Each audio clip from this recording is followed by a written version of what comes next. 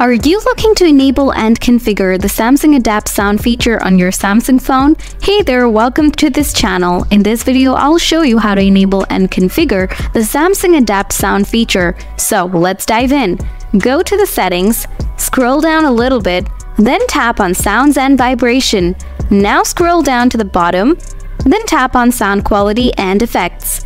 Tap on Adapt Sounds from the bottom. First, make sure to toggle it on. Now configure as you like. I'm gonna select 30 to 60 years old. Then tap the settings icon beside the 30 to 60 years old option. From the bottom, you can select your preferred ear for a call like a left or right ear. And you can also change your sound preference from clear to soft. So that's it. This is how you can enable and configure the Samsung Adapt Sound feature on your Samsung phone. If you find this video useful, don't forget to hit the like button. Thanks for watching.